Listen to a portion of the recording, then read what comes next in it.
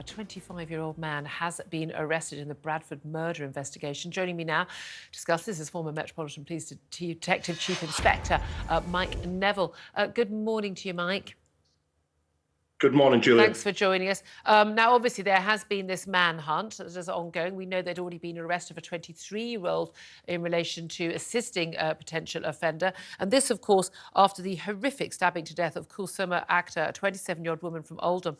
She was stabbed in the Westgate shopping area in Bradford at 3 in the afternoon on Saturday, broad daylight in front of plenty of other people, alongside the buggy containing her young baby, who thankfully was not harmed. She, of course, rushed to hospital and later died of her injuries. And a manhunt has been ongoing since Saturday. Now, we know that a man has now been arrested. Obviously, that means that the specifics of this case are sub judice. We don't want to prejudice any potential court hearings that may arise. But a number of issues have arisen in relation to a man being in this country on a student visa, someone being on bail after threats to kill this very woman, and someone not being put behind bars, even though the prosecution said that this man was a threat. Not in relation to this case in particular, but the wider cases of women who in this country it would appear on a far too regular basis, are victims of murder from men who they know. This is a major concern for people in public safety, is it not? Yes, of course. I mean, I'd firstly like to... the police seem to have done a very good job in this case, and so well done to them. But as you say, you know, this man was charged with threats to kill, and you have many cases, as you say, where men kill women who are known to them. Now, the problem here is, though, that the prisons at the last count were something like 97 or 98% full for men's places in cells.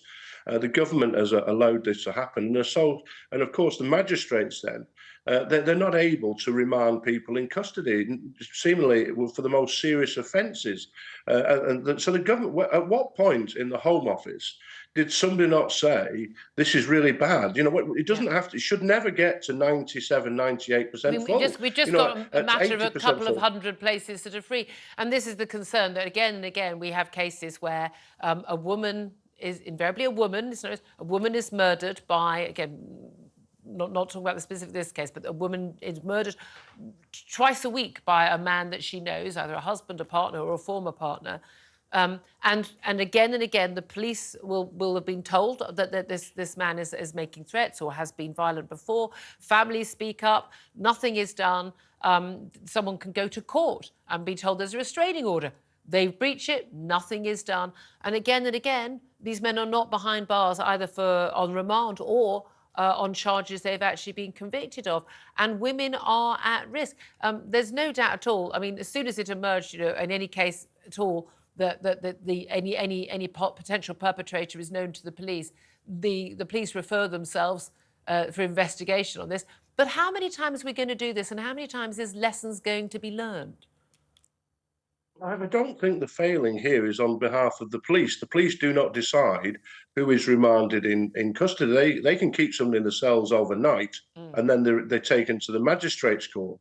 And the magistrates, you know, we could say many of those are very wet and liberal and would let people out on bail. But the facts are, even the most strict magistrate, that their hands are completely tied here, because if there is no cells, there's nowhere to put these people. And all sorts of directives have come from the government.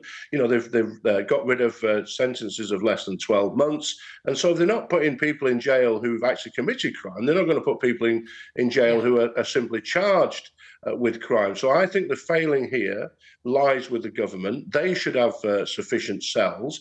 And whilst dangerous men are allowed to commit crimes against women and girls and not be remanded in custody while they're awaiting trial, I'm afraid these horrible things will continue onwards. But as I say, in this case, you've had detectives from across the country, from Yorkshire, Manchester, Thames Valley Police, who seemingly done a good job. So whilst I'll often criticise the police for lack of action, I don't think it's the police's failings here. And I have no doubts. Yeah, it goes all the way up to the government. In this case, yeah, it does. Absolutely, Julie. It is the Home Office and the justice, whoever's in charge of the prisons these days, who should be hanging their head in shame, because there should be sufficient places to put violent and dangerous men. I mean, this is the thing, it goes all the way up really to the Prime Minister and the Chancellor. I can remember 10 years ago having a conversation with David Cameron about, when he was Prime Minister, about how we need to build more prisons. We haven't got enough prison places. And he was saying, well, this costs a lot of money. We'll have to put taxes up. I went, genuinely?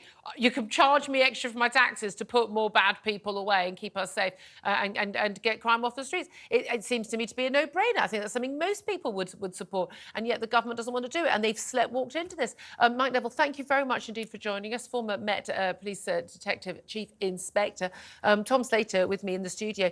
It is extraordinary that we've got to a situation we don't have enough prison places. I know we imprison more people per capita, but we imprison fewer people per crime committed in this country than most other similar countries. But most people just feel like you don't go to prison for 30 different shoplifters, you don't go to prison for some violent crimes, or you serve a tiny amount of your jail sentence. It's not good enough. It's not at all. And whilst you could argue over other aspects of prison policy and who should go where in sentences and so on, if you're talking about violent offenders, if you're talking about repeat offenders, if you're talking about people who really pose a threat to people's life, limb, property, everyone agrees those people should be put away. It's not a left or right thing. Absolutely not. And I think it's only, because of, essentially because of technical constraints, because of the fact that there hasn't been enough investment, because there hasn't been enough focus on this, and people are having to pay the price for it.